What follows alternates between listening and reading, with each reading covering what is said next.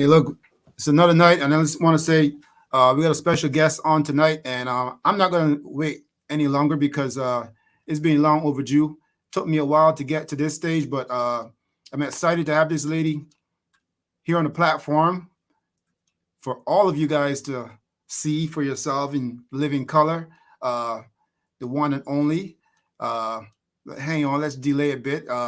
She's not only a trainer, but she's an excellent trainer, and she's done very well over the years. I watched her for so many years do her thing down west, down at Hastings, and um, and for me, it's a pleasure to have this young lady on.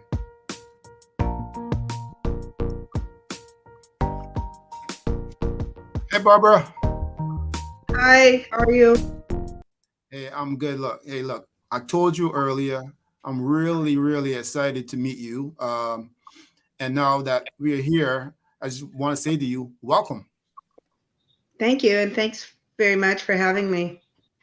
And look, thanks for your patience with me. You know, just to make this happen, because we went through a few hurdles to make this happen, but now we're here.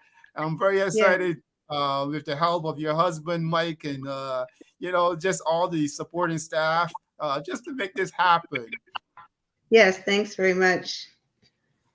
It's been a long day for me here in Toronto, but to be honest, you know, just the thought of having the opportunity to sit here and talk with you it's kind of like juice me up and give me some excitement, a little bit of sparks. So I want to say, look, first of all, how did you get involved in horse racing? Um, my father, Robert Anderson, Cy Anderson, he trained for years, and we were, a working family. We had a farm out in Aldergrove, and that they bought just after I was born, and so it all just developed from there. uh, Over years. Having the farm, and my dad and mother both had trainers licenses, and both my brothers as well when eventually started training. So yeah, it's been a lifelong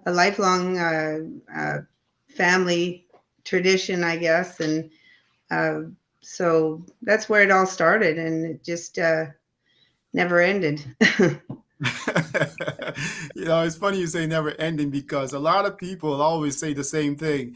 But I guess it's a family business. So you got started through the family business, right? And the farm, Yeah, and yeah, you grew up around the horses. Are there yeah. more animals on the farm, or was it just horses? Well, when my mom and dad bought the farm, it started out horses, but then they got a few cattle and small farm animals. But it was always uh, the horses, and then became a breeding business here at the farm. And so that's the avenue that they took. And unfortunately, they've both passed. But uh, my brother still trains, Robert Anderson, and my younger brother is retired. So yeah, Well, it definitely was a family thing. I gotta say this because for a lot of guys that I speak with, and they always, they tell similar stories where, um, a lot of guys want to be jockeys. A lot of guys wanted to do all these things that were like stardom, and for the ladies, a lot of times it's because of what you just said, family business that got them involved. Just want to ask you, did you want to be a jockey or be a writer or any of that kind of thing? Well, I did. I hadn't planned on you know training, but I had started in my early teens riding horses competitively, and not show horses. Mhm. And then um, and then it just I started working at the track for my parents when I didn't have to go to school in the summertime. and next thing you know, a owner of my father's, he became ill, and he had two racehorses, and he asked if I was interested in taking them to train. So I started out with just two of my own, and I thought, hey, this is, I kind of like this, and it just developed from there into, a few more horses every year, and yeah, so that was the poison. You call it a poison, but I think you know what? I've been looking at your stats. You call it a poison, but you've been doing pretty well. Now, it's something that strikes me the most is the horses and having good horses because having a farm, does that allow you to actually breed well as well? That part of it, we had studs to breed, but they weren't our own, and we just had a few brood mares. So the breeding part of it was never, uh, it was more the racing. That was just kind of an extra side business, just making use of the farm, and but no, the actual racing training for clients, for owners, was our main business. So, and like I said, I just started on my own, just with a couple of my own horses, and then started getting owners and clients. So Now, was there a special horse that kind of got you really excited? Was it the money that came in, or what was it that actually like gave you that last push to say, "Look, I'm going for this, and this is what it is"? um I don't think there was anything.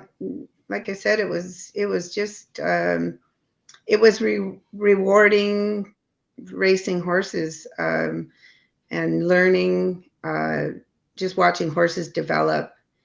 And I thought I just took a real love of it, and it just went from there. And like I said, I say poison, but it's not. It's that good poison. My one owner calls it an addiction that there's no cure for. Is being involved with horses, and especially racing. It's just the Yeah, high, and there's no other excitement like it, having a racehorse and and winning. well, I have to agree with you because just first of all, the horses are so huge and so powerful, and then you watch them from babies. If you have the privilege of owning a horse from a baby, and you see them grow, and just to get to the track and actually perform well. And for me, watching that from a distance and being around those types of animals, I can see the excitement that you're referring to. Hmm. Now, Exactly. It's nothing. There's nothing else like it when it's in, and especially if it's in your blood, and just even to this day, it amazes me what, horses will do and can do, and their abilities and what they tolerate. And it's just, yeah, you just never get tired of seeing what they develop into. yeah, absolutely. Now, has it always been down in BC for you? Is that where you predominantly train and own and race horses? Yeah, Hastings is, it's gone through a few different names, but yes, it's been my main place of racing. I have been to, I raced a lot at Golden Gate in Northern California, as well as in my early years, in my teens, I went to Santa Anita. My dad had horses at Santa Anita, and he has run a few horses in Woodbine. Um, but yeah, he ran a few horses in the Queen's Plate back there, shipped out. And but mostly it's been Hastings, Golden Gate, and Turf Paradise. I ventured there for a few years just to see what it was like. I really enjoyed running in California, um, but um, but yeah, have stuck close to home lately. Well, I Oh, mean, and now California, I forgot about Century Mile. yeah, You Century know, Miles, gonna bring that yes, up. yeah, But California is like a stone throw away from you, anyways. yeah. California is just down the coast, so it was, an easy move, and did winter racing there. Uh, Turf Paradise, Turf Paradise was nice to go to. They never have any bad days, or didn't then. It's sunny all the time. The purses weren't great, so I just tried there for a few years, and it's so much longer traveling time, and for the horses a bigger move. Nice. Now, I just want to say again, once again, let people know that we're speaking with Barbara Hez. If you haven't seen the title of her name right there on the screen, but I just want to say, look, I'm really excited to have you on, and I'm glad that persons like yourself are taking this approach to what I'm doing, and for me, it's like having the opportunity to shine a light on some of the greatest stars of this sport. Who actually happens to reside within Canada. But we hear about all the American trainers, and we hear about all the good ones. Their name pop up all the time, but we don't always hear about our Canadian trainers, too often in the media. So I'm really happy and glad to have you on this platform. Thank you. Yeah, I thank you for having me. It's yeah, Vancouver especially is Hastings is we're kind of isolated here over on the coast, um, and not getting the best of opportunities. The racing is uh, pretty handcuffed here, and so it's been a real struggle to keep our mark. But it's amazing that we have a lot of good quality racehorses, and like I said, we're just kind of isolated in this area, and sometimes they don't get to shine the opportunities as other racetracks do. Absolutely. I really would have loved to see, you know, especially like in the U.S., they have Kentucky Derby and they have the New York horses and the California horses, the West Coast horses, and then you got the Midwest and so forth. And to me, it would be such a pleasure just to have a similar approach in Canada, where if they want it to be the Queen's Plate where everyone meets, but if we have some really top horses from down west, from out east, and from within Ontario or places like that, just kind of for the big race, that would be Mhm. awesome too. Unfortunately, Yeah. we don't have that, but it would be really cool as well. Yes, definitely. Like I said, we have some good quality horses, and owners that are so enthusiastic and about the sport here. It's just, like I said, we just have less opportunity to, some show off their abilities, and it's really unfortunate. Yeah, I'm just wondering, why is that? Um, yeah, as my husband says, media. Um, yeah, yeah, I don't know. How do you change something that's been this like that for so long? We're Yeah, just Canada is, it's just yeah, nothing's just as big as it is. I always thought that my dad went to race at Santa Anita for years, and I thought this is where I want to end up, just because it was just a different elevation, and but just family and circumstances have just kept me at home more. oh, I see. Well, you know Yeah. what? To be honest, persons like myself, and I'm sure there are many others, we have noticed you. Me and my buddies, and that's the reason why we kind of chose you. I know for me, it was a hit and miss because I was like, you know what? I'm going to take my chance anyways. I shoot my shot at Barbara Heads and see what happens. Because I'm like, you're way down the West Coast. I'm over here, Ontario. I'm like, you know what? I'm still gonna gun and see what happens and see if she replies, and let's go from there. Because for many years we would sit there and we would watch racing, and we'll say, here we go again. Barbara Hess is in this race. There's no way we can try to outmatch her. You're gonna win. And lo and behold, most of the time it usually happens. Oh, thanks. Thank you for the acknowledgement. It's I've been very lucky uh, in this business, and I've been lucky enough to have some really, really good owners and a great crew at the barn. I managed to keep a good crew that we're all on the same page, and they work really hard towards, you know, that winning goal, and a great opportunity, though. Some really nice resources. Yeah, most definitely. There was a nice horse you had, I think a couple of years back. What is it called? Infinite Patience? Is that what it is? Yes, yeah, she's continued to do very well, and she's back in training this year for another Oh, year. nice.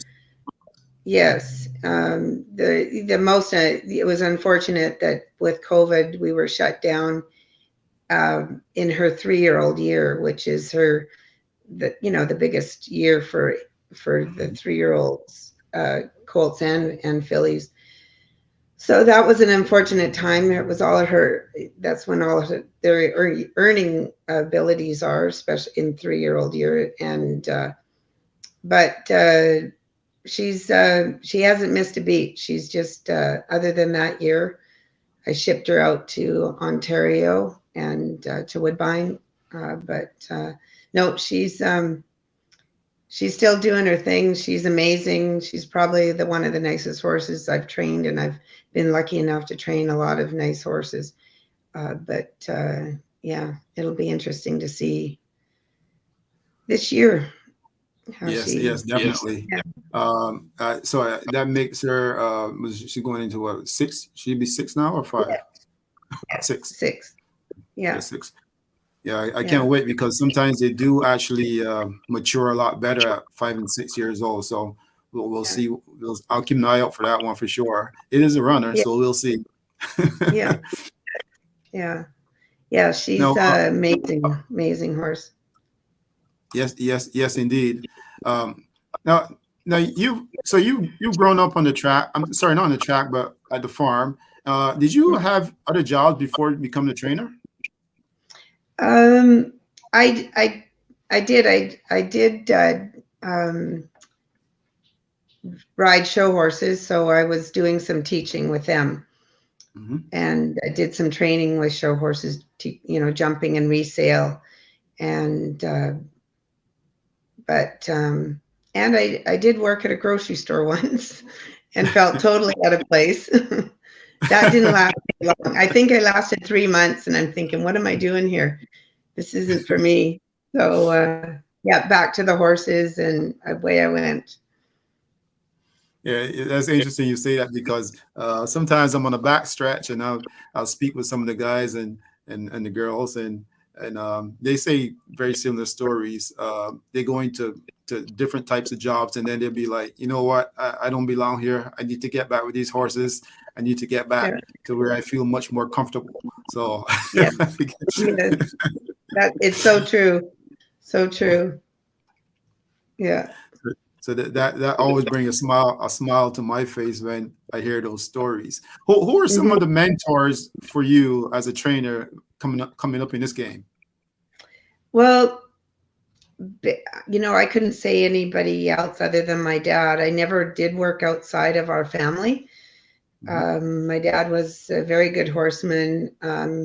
He was a he was really hands-on.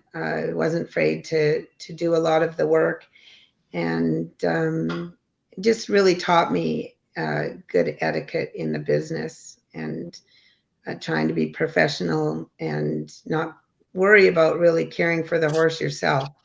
Don't ever leave it to anybody else. And uh, my mother, in a different, she much had the same role, but yeah, it was, I would say, just my parents, because I worked closely with them uh, Well, most of my you know, life. is something that you just said that struck me, and how important is it, the people that you work with, that you have the respect, and you have a good rapport with, that you can get along with these guys? How important is that stuff?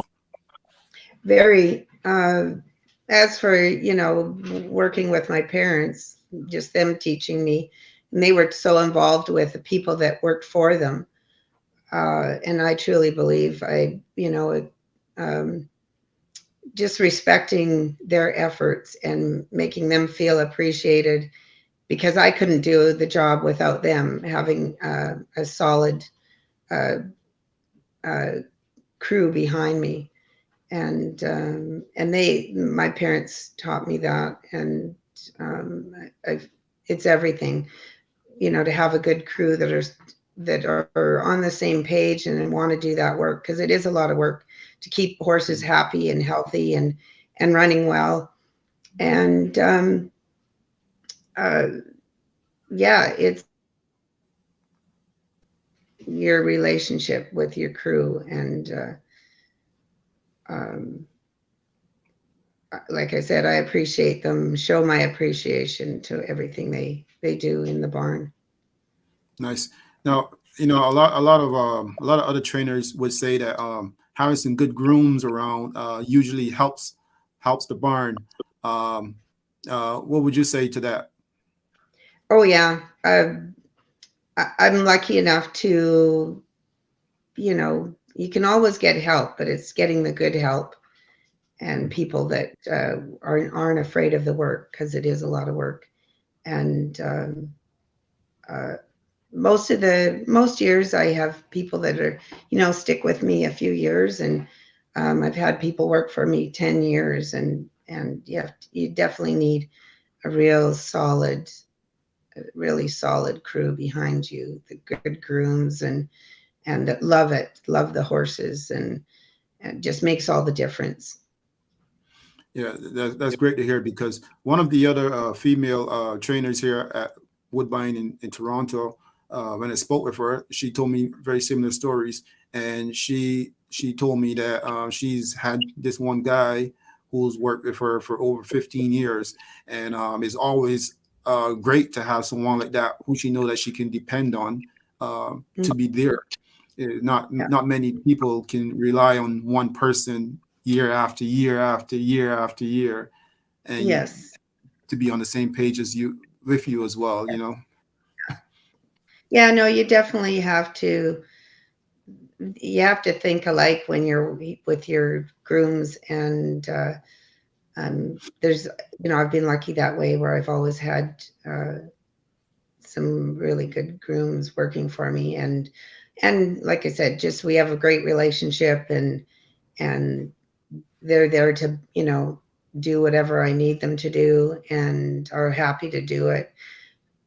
And to depend on, if I can't be there, that it's going to be, everybody's going to be taken care of, and not just the horses, but dealing with the rest of the workers in the barn. Yeah, most definitely. Now, what's your outfit like these days? The barn is, I have about 30 horses on an average in training. It gets, if all the babies are in, the 2-year-olds, it probably, I can get up closer to 40, but Oh, on the average, it's usually about 30 horses. well, that's pretty awesome. I mean, Yeah. uh, especially for BC, you only run twice a week. Is that what it is? Yeah. I've Yeah. always It's, I've always wondered about that. yeah. Well, we've just, for different reasons, like I said, our industry has been pretty handcuffed by um, management, and there's so many challenges. Uh, and we've lost a lot of horses, a lot of owners, and just changes that have been made or needed to be made. So it comes with a lot of challenges to keep our industry going. And like I said, it's very unfortunate, because we have some really good owners, uh, and that have been in the business for a lot of years. So uh, yeah, it's a challenge every year. Now, are there lots of because let's go back a bit. So going back to the area where you only race 2 days a week, and do you have a lot of owners in that area? Because there's only a certain amount of races to be have. So are there lots and lots of owners, or is it the same crew? Year in, year out. Um, it's basically the same owners, and there we have had a few this year, uh, a few new owners get into the business, and that brings it down to why I end up going to Century Mile after our meet was over. Then we ship out there for the last month or two of racing, and which has worked out well for us. Um, but yeah, it's when we start thinking about our challenges, it kind of takes the fun out of the racing part of it, because like I said, nothing's coming easy with us out here, keeping everything going and having enough horses, and yeah, Well, you know especially what? Go ahead. after COVID, it was just um, another challenge, as a lot of people did, getting back into um, getting our purses back up, and there was horses that people that what were they doing, well, COVID, with a couple of years, that has lost some horses and owners, and so it's struggling getting back going after that. Well, you know COVID did some damage, and looking on the statistics, and I saw that, yeah, definitely did some to you during yeah, 2020. The numbers dropped quite a bit, just like most yeah. people everywhere else. But Hmm. it's good to see for somewhat we're starting to pick up again, and people have started to do a little bit better. I know last year for sure at Woodbine they had so many trainers and owners actually that done really well, first time ever in all the years. So that might be some kind of indication that something's happening. I'm not sure, but maybe. Yeah, I know. it definitely was a change, and it affected our industry. It was just when we were already struggling, and it was definitely hard to get back in positive direction. But hopefully we'll get things back on track. Oh yeah, definitely. I want to ask you about Century Mile, because Century Mile, I've been watching it last year. To me, it looks like it's pretty exciting. I'll be honest with you. I got a friend over there now, Stephen Gaskin. So he's a trainer down there. So I'm watching a little bit more now. But to me, it looks to be improving, and it looks pretty exciting. What's it like for you? Yeah, great. I used to ship a little bit back and forth when they were at Northlands and in Calgary, but since they've got the new racetrack, they got a mile track now at Century Mile, and it's a really, really nice track. I love going out there. I've been really lucky. The horses have done well and have been uh, successful running there. Um, I mostly just ship out for stake races, and it's yeah, I'm super happy about. I wish they were a little bit closer. It's about a 15-hour van ride for the horses, Mhm. between 13 and 15 hours. So sometimes that makes us decide whether we go or not, depending on the horse and how they manage the traveling. But I've been really lucky, and like I said, I'm happy to go out there. Their schedules change a little bit this year, where they only run at Century Mile till the beginning of September. Normally, they go to the beginning of November. So that'll change things for me a bit this year. I'll probably only make one trip out and until to September, because then we have some big races here too. So Well, you mentioned Nordlands, and whatever happened to that track? They kind of slipped under the radar for me. yeah, they closed down and built this track out in Leduc near the airport, near the Edmonton airport, and which was nice. It was Northlands was nice, but it was a really old facility, and yeah, small track, but yeah, really happy the change they've made, and I think they're going in the right direction definitely by building the new racetrack and new facilities. It still needs a lot of work, and the barn area is small, but the track itself, I really like. I was really happy with it. Well, that's good to hear. Definitely good to hear. Now, you mentioned about, you've got some really big races down at Hastings. And for the audience that don't know, what's the biggest race down there? At Century? No, at Hastings. Oh, at Hastings. The biggest race is the Derby.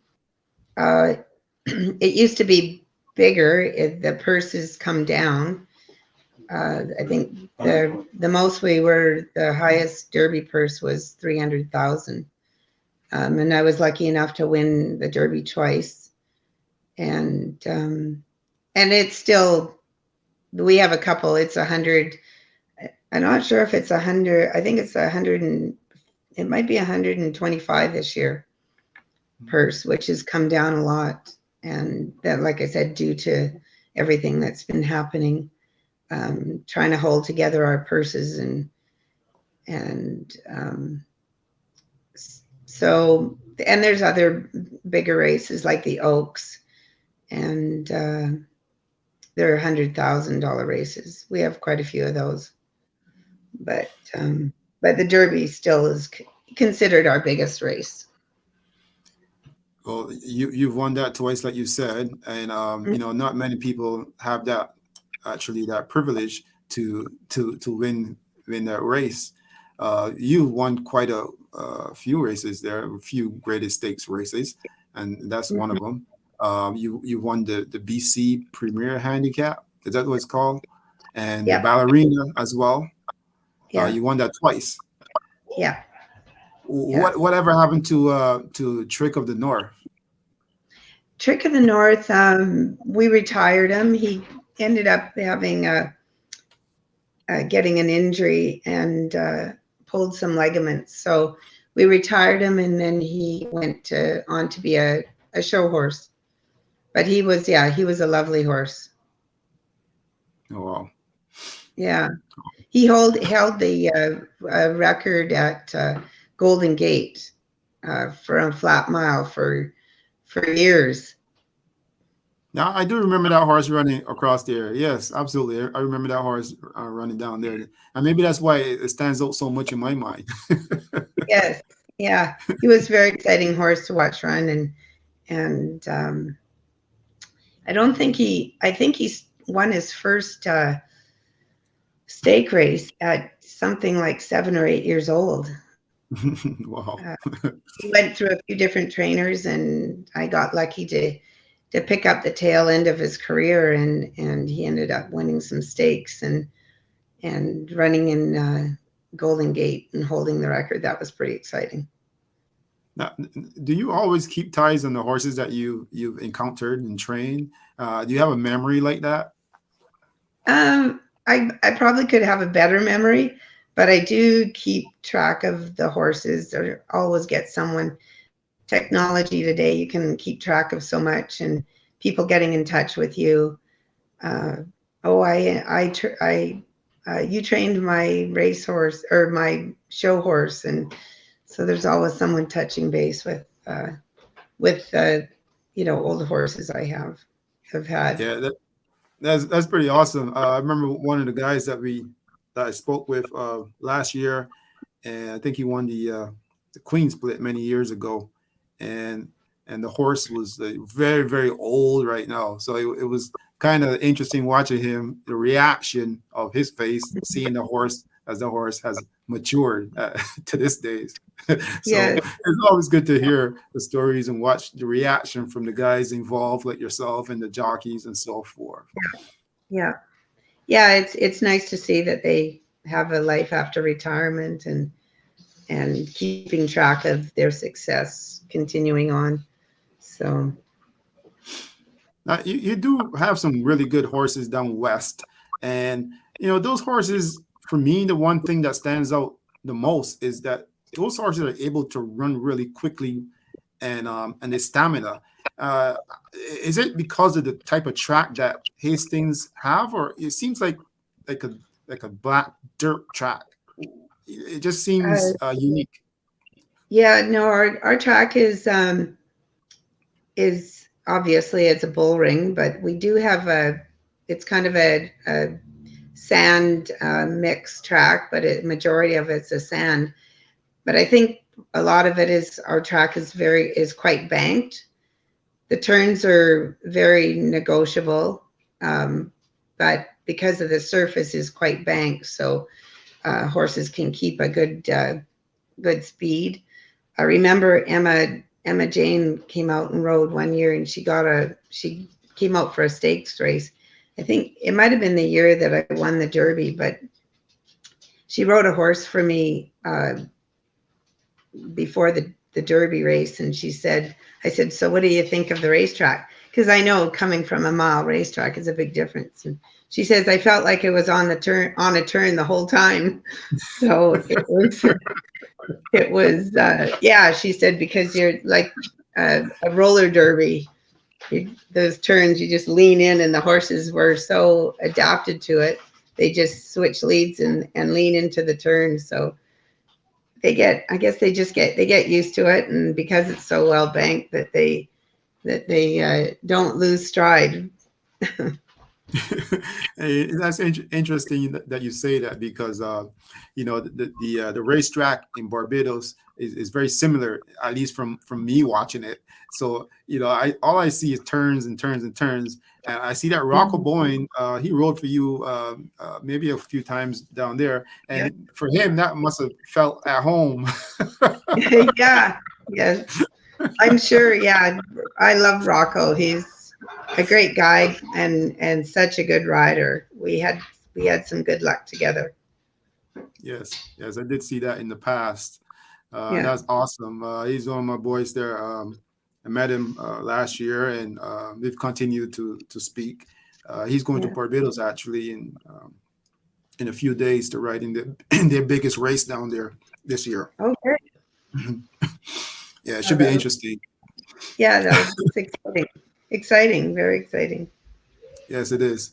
Now, Yeah. now I want to ask you about those horses down in BC, and I spoke to one of the trainers here in Ontario, and I've always wondered, like, what makes American horses more faster or stand out more, or like, is it necessarily true that the horses are faster over there, or what? In the States, Yeah. they, yeah, well, I even hate to think that because I'm very defensive about our Western horses. Yes. And like I said, I just don't think they get the opportunity running on a big track, and just we're so limited on our race opportunities. But they it is a bit of a different world. Some of those horses, when you're spending $1 million on a horse, you expect to get something. And I remember when I first started going to Santa Anita with my father when I was in my teens, I was just in awe of the horses. I could not believe they they just seemed bigger, and just when you saw the most beautiful horse, another one would come walking onto the racetrack. So I guess there is something to be said about that. But if you're spending that kind of money, I guess you should expect to get that kind of racehorse, or so they would obviously look like nicer horses. But Well said. yeah, yeah, Well said. You're yeah. not only a trainer, but your diplomacy skills are pretty up there, pretty intact. You try to keep real in this business for sure. But we're all dreamers as well. You know, everybody has the best racehorse, and but that keeps us getting up every morning. Definitely, definitely. Yeah. Actually, there's something really special when the season starts. A lot of guys that I've spoken to over the last few weeks or so, they one thing that they all have said, they can't wait to start back training because Mhm. the mornings. I guess for some reason some may complain about the early mornings, but they do miss it when they're not when they're not doing it no more. Yeah, it's yeah, it gets tough getting, the mornings are you're just thinking, dreading it. But once I'm at the track, I'm glad to be there, and I miss it when I'm not. And yeah, it's definitely a world of its own. And like I said earlier, it's an addiction. There's no cure for it. There's nowhere to go. Hey, look, it's quite a world. It's a world within a world on the backstretch. Lots of fun I've encountered, lots of stories, lots of good people. People keeping it very real. They'll tell you in a heartbeat how they feel about you. Yes, yes, And that's always good to hear. Um, yeah.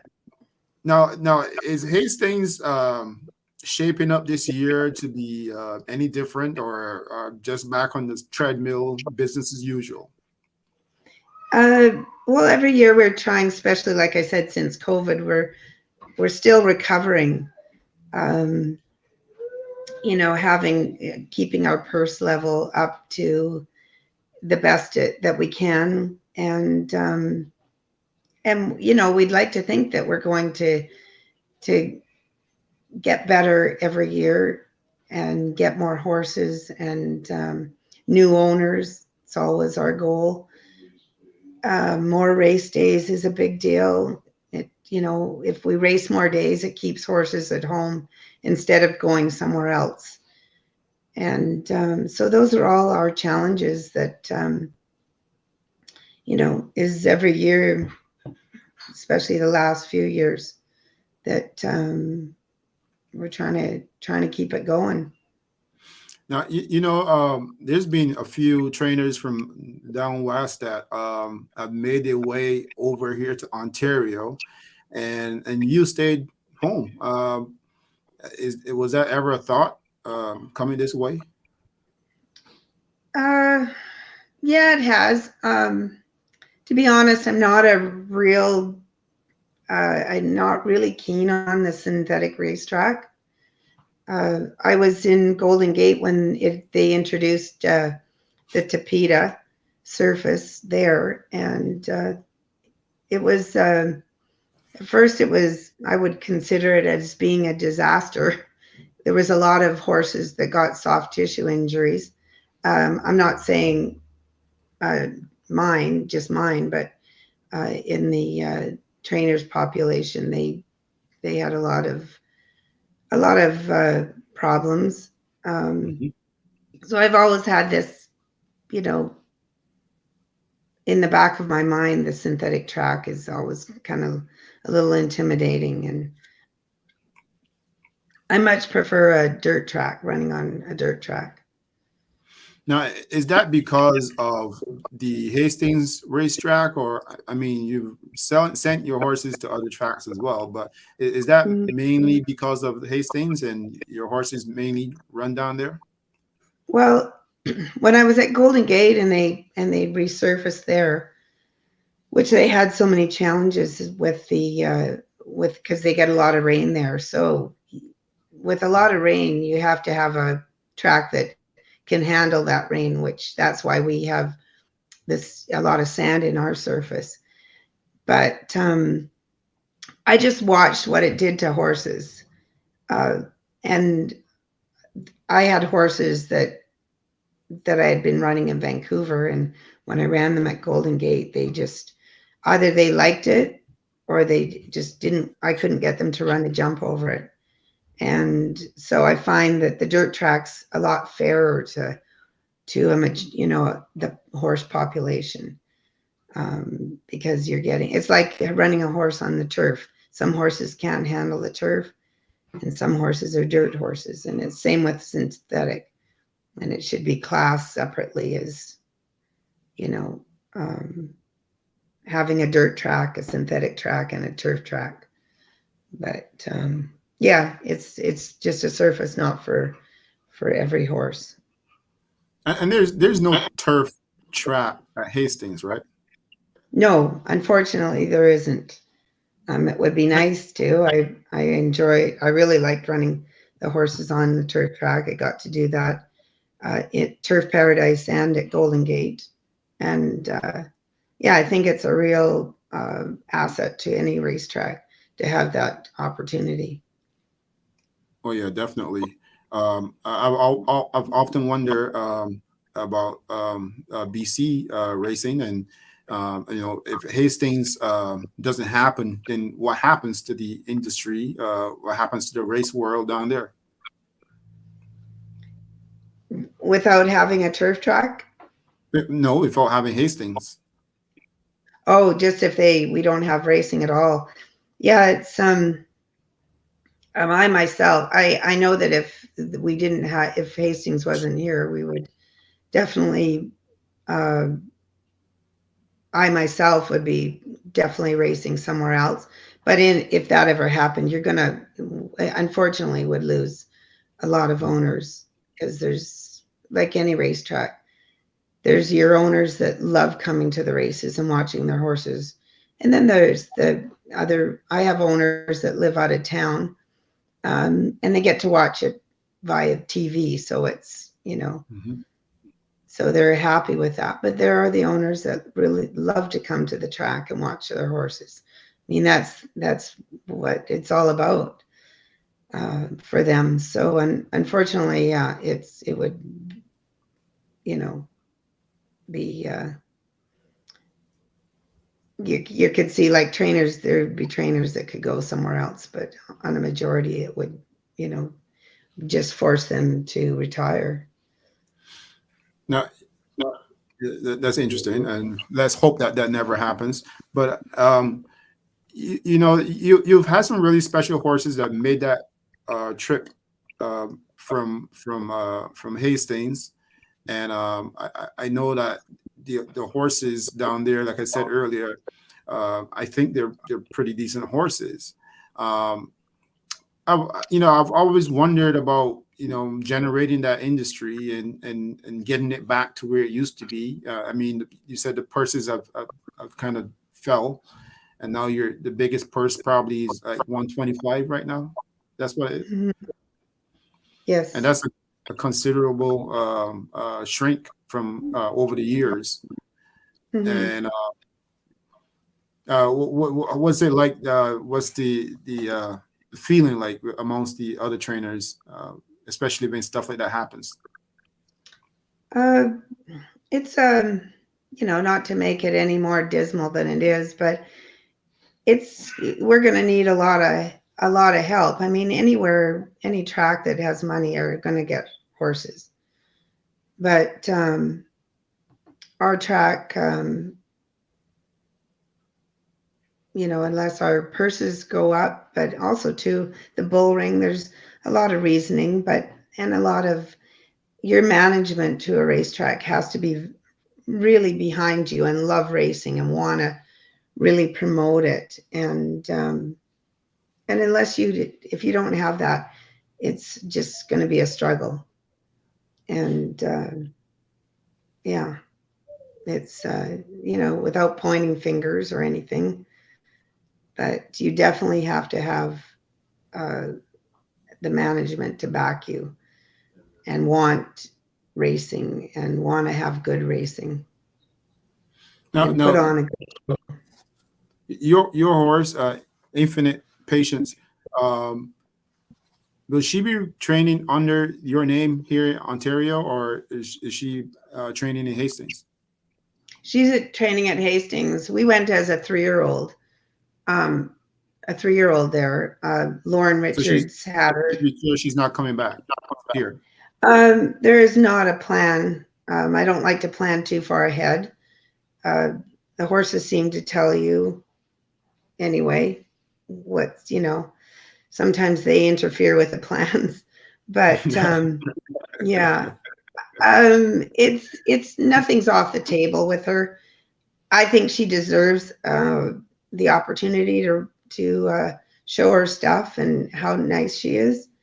And I just don't think she's been able to do that in Vancouver.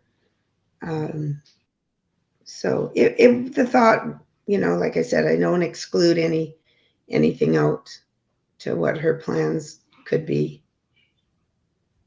Yeah, cool, pretty cool. Now, is there any horses that on your any special horses that you have right now that we should be keeping an eye on? Well, her for one, especially at attention.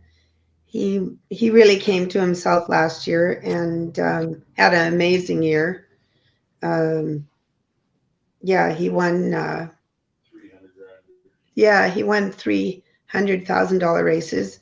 Once one of which was graded, and he won two big of the big races in Century Mile, and then came back here and won uh, a big 100,000. So he's really come into himself. So he's definitely on the radar, as well as Infinite Patient. I do have some other horses that are showing that could possibly be showing some promise, but I never like to get ahead of myself and expect more than until I see how they're developing in the springtime. That's very nice to hear. Um, I want to ask you about the sunshine. I know you have good weather down in Vancouver. Lately you've had some snow down there, some snowstorms, I think.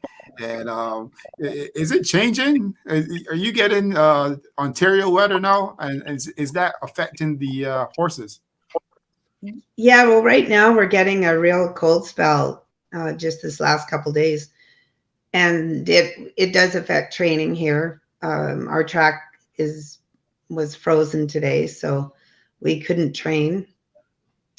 We do have, we obviously get our share of rain, which is what our reputation holds. Rainy Vancouver, but we have the best of weather too. Uh, we could definitely. I remember years ago we used to race till the end of November. Uh, the weather allowed us to do that, and our race surface allowed us to run in the when we got the bad weather. But January, February, we definitely get the nicest, beautiful days, but we've been getting a lot of freezing in February. Well, that's interesting to hear from Ontario guy because February we know it's freezing and that's a must. If it's not Yeah, freezing, we're looking out like what is going on. yeah, yeah, yeah. No, we're. It always seems like we just get into training and we're training for a couple weeks and then we get a cold spell and puts everything on hold, and a little bit frustrating, but at least we know that it's doesn't never lasts very long. So we'll be I want to back to normal in no time. I want to ask you about your bucket list. Do you have a bucket list of races that you have that you would like to check off? Um, I've been lucky. I've won pretty well every stake in Vancouver, and I'm lucky enough to win the Derby a couple times, and as well as the mares. I had Touching Promise was a very nice mare of RJ and Lois Bennett, and she won over 400,000. I think she was close to 500,000. Um, I don't really. I just keep plugging away. Century Mile has been very nice to me. So, and won some really good races out there. Infinite Patience. She tied the record out there. Um, yeah, it's like I said, I don't. My bucket list was, being able to have a stable at Santa Anita, but that Mhm. kind of, like I said, has changed a little bit over the years. Um, but like I said, it's not over yet. So I just Nice. kind Great. of, yeah, I really try with horses have taught me never to get ahead of myself and let the plans and things come up as they do. That's a real you call it a real honest opinion. Uh, Hmm. as someone said, horses can make you into a liar. Yeah. Yes. Very, yeah, they can humble you very fast. And That's right. that's that's probably the biggest lesson I've learned is to really listen to the horses and don't get ahead of myself. Don't make plans because it can change so fast. Yeah, most definitely. What makes a before we jump off of here? What makes a good horse? What makes a nice horse? Oh, I've seen probably just something that we can't see until they run is or in training is their heart. I mean, ability is one thing, but if they have the heart and desire and competitiveness, I've seen horses overcome and outrun their abilities. I've had the most talented horse, but unless they have that heart and winning desire, it doesn't matter. So, Definitely. yeah. I just want to say, look, it's been a pleasure talking with you. First of all, you've been around. You won quite a few races down in Hastings. I watched you for several years do your thing. Every time I see your name show up, I say, oh boy, this is going to be over. And I always wondered, what that was, but now I got a little bit of insight of what's causing it. Being a good horse person and being around the animals for pretty much all your life, that helps. And having good staff and consistent staff, that helps. Something that you can probably open up a school and teach some people of how to run that business. Do you care to shine a little bit of light on that and maybe have some words that maybe can help some young trainers? Uh, it's just like I said, it's some things are taught and some things are not. Um, like I said, I can tell pretty early when I hire somebody how dedicated they are, how much they respect a horse, uh, and wanting to learn. You have to be really open minded. I'm continuing learning. Every horse teaches me something, and mostly just respecting the horse and the people that you work with is so important. Having a good relationship with your owners uh, is another.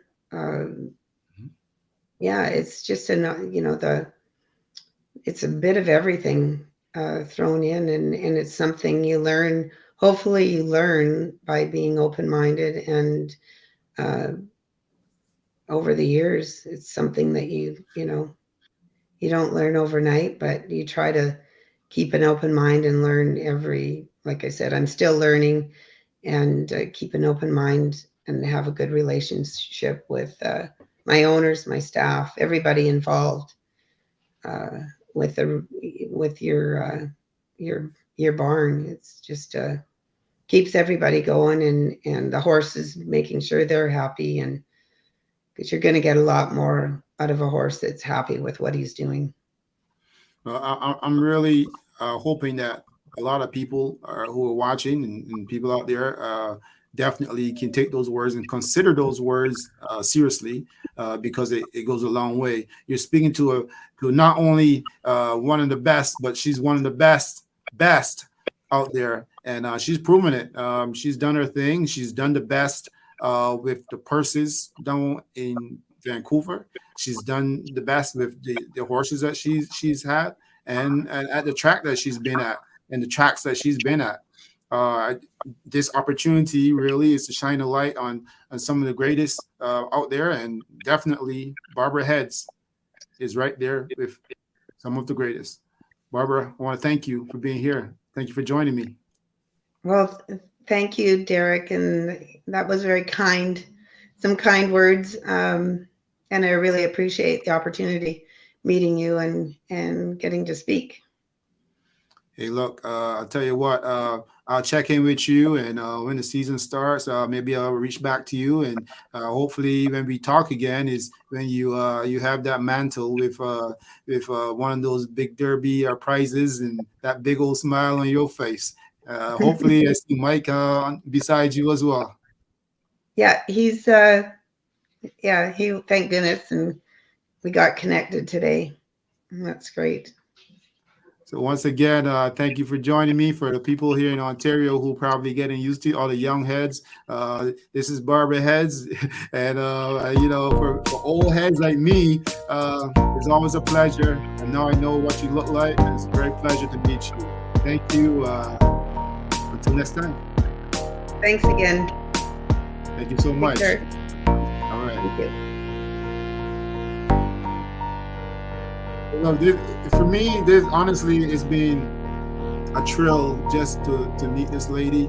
I watched her for many years do her thing.